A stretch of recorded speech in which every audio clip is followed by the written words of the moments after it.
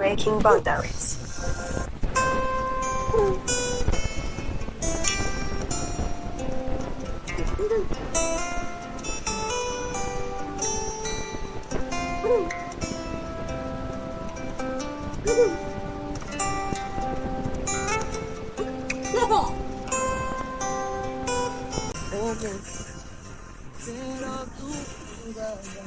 Hello.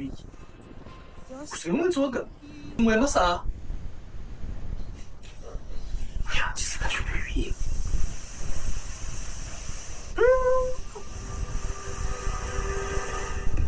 Nuri muri cherushi. Oi.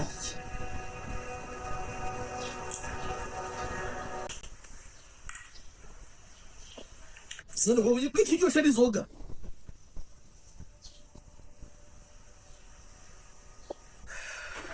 Porque wewe uri indu kuri ngo inuka kumunsi kumunsi Nonzi. ya Umusavye ko utanze. irangwe gutahura Maina yaba warunze ubuzi nico ndi mwinonzo. Ukamenya iciza cyo gukora n'ikitari cyo gukora. Mugumbona nk'umuntu ari ngaho nk'umuyaga simboneka nta kintu na kimwe maze mwinonzo. Tacho tukatumenyana rero uyu munsi. Ndiwo nyine bibaze yuko ako ntashaka baiva kungira je wundi ukizokwicuza. Tejize uko ungira ico wandi akaba ari cyo mba nyene. Apana unsuzugura nka umenga je simboneka ndumuyaga. Ai nasha. Sindumushumba wawe. Nta jamo mfise. Ukora ivyo wishakiye nka leta.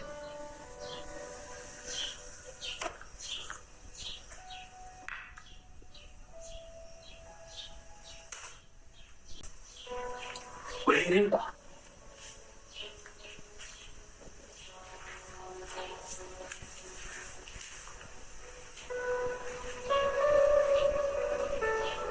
ntabwo ye kurya nigayira nibaza uko ibyo uzababere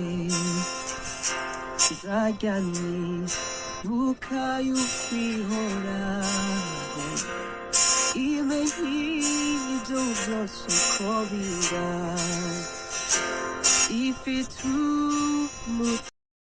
mbere yo kurabira hamwe ibigiye guca muri parti ya 12 ya ferme Mwamikazi, kunda tubanze tuyagire hamwe, tubanze dusesangure ni iki kigiye kuranga cyane n'ibiki biri korerangira ferme. Mbega nibiki bariko barabona canke niyihe nyifato iri kiraboneka ku bakinyi ba ferme bose muri rusangi kubwina ferme. Filime Mwamikazi ni filime iri kirakora ibikora inka, ni filime iri kiraboneka nk'ifilime nziza. Ni imwe muri filime ihanzwe amaso n'abantu benshi, aho uyu muhungu Honoraske ukaraba n'uyu Fanira Vine ingene bavyitwaramwo haba ku mbuga zabo ngurukana bumenyi, urabona neza ko aba bantu bafise ingabire kandi bafise ivyo bariko barashaka kugerako. Ni Fanira Vine, umwe mu bakinyi beza bo ngaho mu Burundi. Uyu ni umwe mu bakinyi bamaze hafi imyaka 3 canke 4 ari yiganziye ikibanza ca mbere. Ni umwe mu bakinyi beza Uburundi bufise, ni umwe mu bakinyi beza badata hasi, tutavuga ko hatari abandi bamukurikira canke abandi baba bamusumbya, ariko uyu mukobwa mumenye ko ari icitegererezo. Iyo mugiye kumenya Fanira Vine ngo ninde, banza uraba amateka yiwe, ubanza usubira inyuma uraba amafilme bakinye na ba Abel, uraba amafilme bakinye na ba Ribati Soro, uraba amafilme bakinye eka n'abandi benshi yo bari kumwe na ba King Sabasi. Uyu ni umwe mu bakinyi bateye ubwoba ngaha mu Burundi, ni umwe mu bakinyi bandika neza, ni umwe mu bakinyi bavyitwaramo neza. Filime rero ya parti 12 parti 11 ariyo tubanza kurabira hamwe, twabonye ibintu byinshi bigaragaza ko uyu mukinyi ari umukinyi mwiza, aho biriko biragaragara bariko bashaka guhanura zango zubatse nabi. barababwira bati bagabo cungana n'abagore banyu mucungane n'abagore banyu ba mbere iyo mumaze kuvana n'abagore ba mbere aba kabiri mubitondere berekana ko abagore ba kabiri akenshi baza ari gusambura ntibaza ari kubaka ariko baza ari gusambura aho cyane cyane bavuga ko aba bagabo b'abahehesi bashaka gutwara abagore abandi bagabo umugore ntiyigera anyurwa n'ibyo afise umugore ntiyigera ashima ibyo afise ahubwo ashimishwa n'ibyo abona ku mutima w'umukunda ushobora kwibaza ngo nije niko ndamuha amafaranga ariko ayo mafaranga ntugire ngo niyamushimisha ahubwo ikimushimisha n'urukundo akura mu wo yakunze atari urwo akura mu bw'umukunda urukundo akura mu wo yakunze kuko umugore atagukunda nubwo ufise amamiliyoni ayonona yaha bakunda ibi rero biri muri ibi tuba turaba muri na filime ya Fanny Ravine aho tubona neza ko Fanny Ravine ariko ashaka kuzica uno mugabo nari twari twabibabwiye canke mugiye kuvyumvira ngaha hantu ko ino filime tugiye kubaka filime canke urundi rugo n'urundi rugori rwa filime ndundi mu kubaka industry nziza kandi yubatse neza uru n'urubuga mugiye gutora ko byinshi bya filime ni urubuga eka n'abifuza gukina muzotorera ko akoyoko mukabasha kumenya inzira zabo mu kwitora wowe ufise ingabire wowe ushaka gukina filime eka zonda subscribe eka ufyonde like ngaho munsi wongere uvuge na muri commentaire ntacyo muzotuborana iyi ni filime yanyu iyi ni filime iriko irabonekamo impanuro ni bimwe mu bigaragara ko iyo ufise inzigo canke iyo ufise umutima mubi hari igihe bikugirira nabi ibi ni bimwe mu bigaragara byerekana ko urukundo ubona ufise canke ubwo wiyumvira ko ufise ubanza urutandukanye n'ibyo wiyumvira bona bakina nkabona dukina ariko nkabona umenga ntabyo kwita ariko histoire ya nyayo nayimenye neza ari uko ndayiravye yose kuva ku ntango gushika higeze ndabasha kumenya ngo filime iri mwiki canke ivuga ibiki wowe urashobora gushikira kuri episode y'icumi canke y'icenda canke ya kane ukibaza ngo filime ntubona irikira tumutwe canke ubuntu umenga ntibiryoshe ariko kurikirana kuva ku ka episode ka mbere ushitse ku kahereje ekutangurane n'isezo ya kabiri zogize kuyihereza uzobasha kumenya ngo aba bantu n'abakozi uzobasha kumenya ngo aba bantu n'abanditsi uzobasha kumenya ngo mu Burundi turafise abakinyi apana babandi tubona aho hakurya bimwe mu biriko biravugwa cane n'abarundi kandi n'abanyarwanda baravuga ngo ino filime turayemera turabemera abarundi uzurabe mu makomantere y'ino filime urasangamo abanyarwanda bavuga ngo turemera abarundi cane murazi gukina eka muri abakinyi beza aha ni mu gihe Fanny Ravine we azwi nk'igihangange canke umwanditsi mwiza eka umwe mu banditse amafilime menshi umwe mu baramuye abakinyi b'amafilime menshi ugiye kubiraba mu Burundi urasanga nka bose bari ngaha mu gihugu nawe abifisemwo uruhara muti byaje gute canke byagenze gute Fanny Ravine tumwite kizigenza eka Fanny Ravine tumwite umuntu abishoboye ugiye kuraba urasanga filime ziwe akenshi atanemwe hoba bivuye ku nyandiko ku directinga eka n'ibindi byose amastaring n'ibindi byose urasanga uno mukinyi ari umukinyi abikina koko abikunze kandi ugasanga n'umukinyi adatisezerano ku byo yemereye abafana uyu si wa wundi azovuga ngo yabuze amahera yo gukora filime uyu si umwe azovuga ngo yabuze amahera yo kubandanya filime uye ni wa wundi ibikorwa byiwe byama byivugira ni wa wundi atarindira imfashanyo kugira akore filime ni wa wundi atarindira abamufasha kugira ngo abashe kwandika canke ngo abashe gukina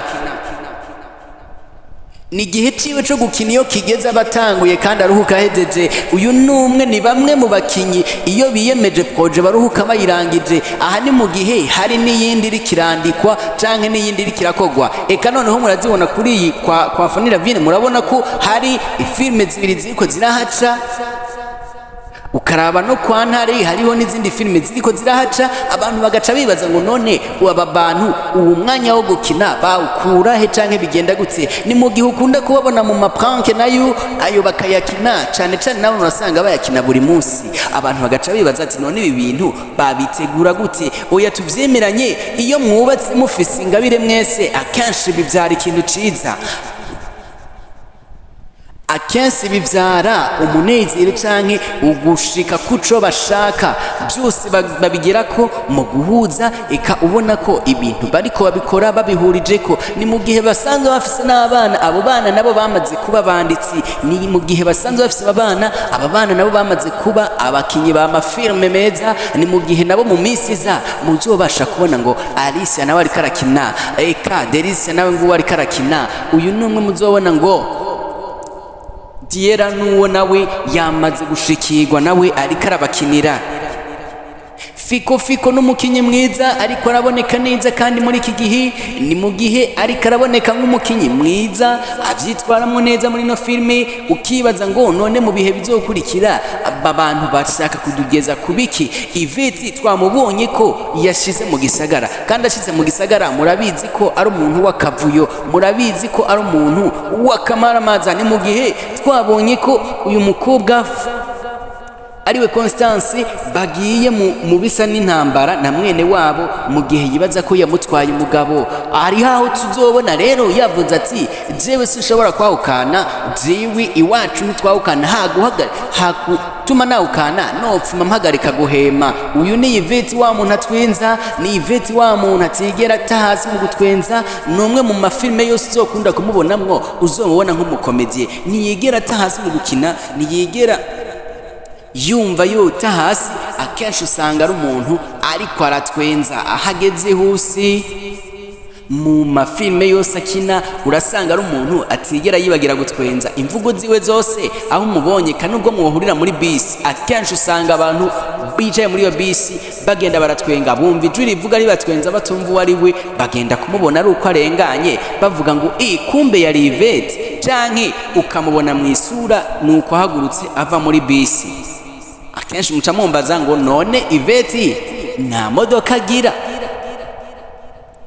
Ivy'imodoka duca tubishira ku ruhande, kuko aba bakinyi bose si bose bafise imodoka, eka kandi si bose bakenye, si na bose batunze. Ariko sivuze ngo Ivete arakenye, uwumuzi aramuzi, uwumaze kumubona aramaze kumubona, utaramubona uzomubona, muzohura, uzobona neza ko ari umwana canke ari umugore afise inoti, umugore asa n'amahera atari babandi abo mu rutoki. Urabona ko muri iki gihe yadukiniye avuga ko avuye kurusuka ku rufuni hariya haruguru, ariko wewe n'umunyabujumbura n'umuntu kenshi ukunda gusanga iyo ufashe bisi ija kuri Kotebu urakunda guhurirayo nawe. Ntumbaze ngo abavuye he, iryo nibanga nawe nuyifata mu nzira zose uziko zija kuri Kotebu hari igihe uzomusanga yo. Reka tuvuge ko ari mu gihande co muri Noro. Abenshi bakibaza bati turashaka kubona uyu Ivete amaso kuyandi akavuga ibi bintu atwenza, rigiwe ntigigera rihinduka. Nubwo abari mu kibano muhira usanga twenga kujya nyene, usanga twenza kujya nyene, usanga rikavuga amajambo menshi kujya nyene. Abenshi bakibaza ngo uyu munwa wiwe uva kuki? Oya si umunwa, ahubwo n'ingabire yavukanye. Kandi nawe bitavuze ko ari we yivukanye wenyene, nawe urashobora kuba wikengereye ingabire usanga uyifisi, ugasanga urayivukanye, ugasanga nyene urayigendana, ariko wabuze aho uyiserurira. Ni mu bihe byinshi abantu bakunda kwibaza ngo uyu mukobwa ibi bintu akina kweri kumenga amajambo yiwe yose ari mu bintu byo gutwenza. Ibi rero ni bimwe mu biduhimbara canke mu bihimbara abakunzi biwe, mu bihimbara abakunzi b'amafilme bose yose arimwo. Iyo Ivete arinze akina muri filme yawe urabona ko buri gihe buri wese abyirizwa kuzana akantu ko gutwenza. Muri filme Akamuna ni mu gihe mbandanya kubarangira no kubabwira amafilme avumye ngaha mu Burundi na yahe canke ameze guti. Iyo ugiye kuraba filme za Ivete zose arimwo urasanga kuko uyu mukobwa cyangwa uyu mugore ari umuntu atwenza, kandi filme zisha zibwirizwa guhindura isura. rero turabandanya kubwirwa ngo twiteho filime zacu zo mu Burundi tutavanguye tutansuye cyangwa dukunda uriya. Eka twese tumenya ko filime yo mu Burundi ibyiza kwitabwaho natwibwe nyine ubwacu. Rero muri bimwe tugiye kureba muri no filime turabona ko ari ibintu by'umunezero kandi bizoba biryoshe. Ni imwe mu mafilime iri kirahanura ku ngo n'imiryango, ni imwe mu mafilime iri kirahanura ku bantu bitwara nabi, abagore canke abagabo. Ni imwe muri kirahanura abagabo bafata babona uwo babonye akaba ari bo basimbirako ariko batabanje kwiga. Usibye no kwiga hakugumye wo bafise bo bagatandukira kuri uriya. Ni bimwe mu bigiye kugaragara muri ino filime aho Fanny Ravine tuzobona asubira ku mugabo wiwe wa mbere, uwa kabiri amutaye kandi asize amutwaye n'ivyiwe byose. Ibi rero n'umunezero ku bakunzi ba filime za Fanny Ravine, ni bimwe mu bintu bituma atabamaramaza canke atabatamwenyene. Tubandanye kumushigikira buri gihe, nta kindi tukwisabira atari gukora subscribe tubashe kwagura umuryango, nta kindi tubisabira atari gufyonda like gusa hamukirenganira. Ciao mani bahezegire, mubandanye gukurikirana no gukunda filime z'u Burundi.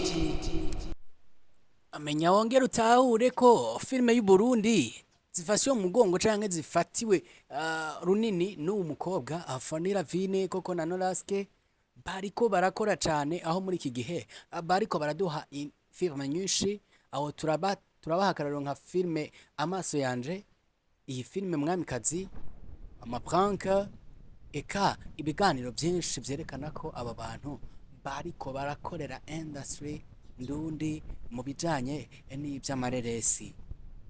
Aho turabandanya tukababwira ko Constance yasohoye indirimbo nziza, yasohoye indirimbo y'umutonore, indirimbo ihimbaza Imana, indirimbo yo guhimbaza Imana, indirimbo buri muntu wese yumva kunda aba bakinyi ba filime akwiye kumva ko yoshigikira.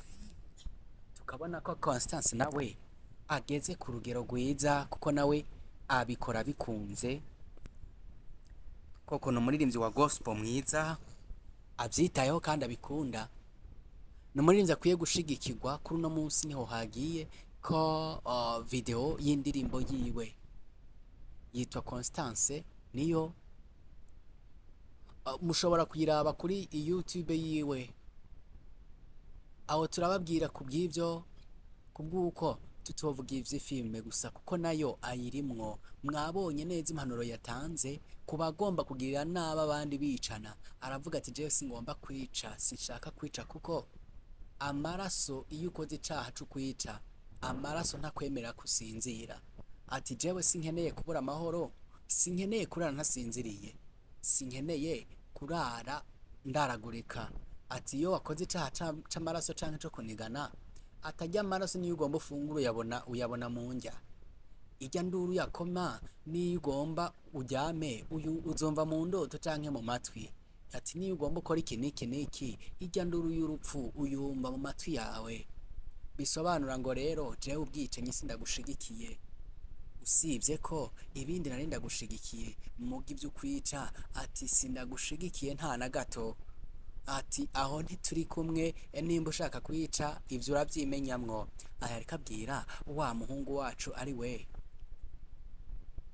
muramubona, eka muranamuzi. Uyu nomwe abantu bakunda kuvuga ko bakeneye kubona neza bwite. Numuhungu usanga ahuze cyane, niyo muhuye usanga yanyegeje mu maso, inkofera yimanuye mu maso kugira ngo ntomumenye. Ariwe bita Fiko. Mwabonye neza ko ino filime bariko barayiryosha. N'abana bo Burundi, n'abana babikina neza bakwiye gushigikirwa. Filime Mwamikazi tuyigiri yacu, eka n'Amaso yanje nayo iri ku rugero rwiza, iri kirasohoka mu bihe byinshi. Nayo ngo babandanya kubereka ko babandanya kubakubita amafilime atagu kwicara, babereka ko ingabire mu Burundi zihari bakeneye kurusha n'abatanzania. Ciao.